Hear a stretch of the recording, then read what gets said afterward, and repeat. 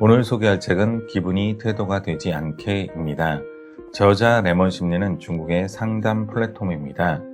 레몬 심리 인기에 힘입어 단행본 시리즈를 출간했고 그중 가장 반응이 좋았던 책이라고 합니다.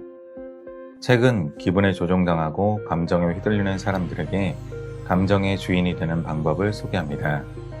감정에 휘둘려 인간관계를 망치고 인생을 망치는 예도 있습니다. 기분을 다루는 일은 쉽지 않습니다. 내 마음속에서 벌어지는 일들은 만만하지 않습니다. 하루가 정신없어 감정을 돌볼 여유조차 없을지 모릅니다. 책은 감정에 대처하는 법을 소개하고 또한 다루는 방법을 안내합니다. 감정 관리를 배우는 것은 자신의 필요를 충족시키는 법을 배우는 것입니다. 나는 무엇을 기대하고 상대방이 어떻게 해주길 원하는가를 정확하게 인지하는 방법입니다. 당신은 위로를 원할 수 있고 상대방의 책임을 나눠주길 원할 수도 있습니다. 당신의 감정을 누군가 알아주길 원할 수도 있습니다. 이처럼 정확한 방향성과 올바른 방법을 파악해야 힘들어지지 않을 수 있습니다. 일하는 공간에서 크고 작은 차이만 있을 뿐 누구나 기분을 드러냅니다. 하지만 기분과 태도는 별개입니다. 기분은 스스로 어찌할 수 없는 것이라면 태도는 다릅니다.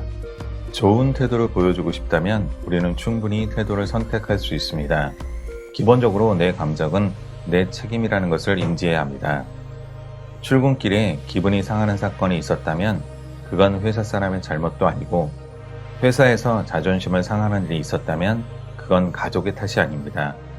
화풀이 대상을 잘못 선택하고 엉뚱한 데 푸는 버릇을 고쳐야 합니다. 나와 친밀한 사람, 가깝고 만만한 사람을 대상으로 화풀이하는 경우가 제일 최악입니다. 사람은 자신의 행동에 책임을 져야 합니다. 기분이 안 좋은 티를 내면 그 사람에게 직접적인 말을 하지 않더라도 그 사람에 대한 평가는 바닥을 쳤을 것입니다. 존중받지 못하고 무시당하는 인생을 선택하는 것입니다. 먼저 우리는 내 감정은 내 책임이라는 것을 인지해야 합니다. 뚜렷한 이유 없이 기분이 안 좋을 때가 있습니다. 그럴 때 우리는 자신에게 3가지 질문을 던져야 합니다. 밥은 제대로 챙겨 먹었나? 요즘 잠은 제대로 자나? 운동은 좀 하고 있나? 자신에게 이런 질문을 던져보면 역시나 내 몸을 잘 돌보지 않고 있을 때가 많습니다.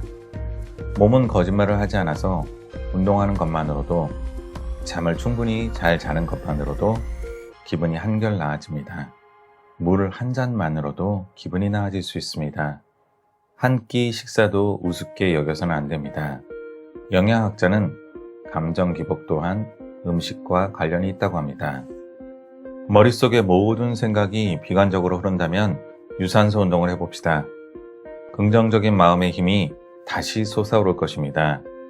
몸과 마음을 함께 돌봐야 나에게도 남에게도 정성을 다할 수 있습니다. 남에게 건네는 다정한 한마디는 튼튼한 체력에서 시작됩니다. 다른 사람에게 지적받았을 때 어떤 태도를 보이는가는 매우 중요합니다. 대부분 사람은 문제를 지적받았을 때 자신이 공격받았다고 느낍니다. 공격을 받았는데 기분이 좋을 리 없습니다.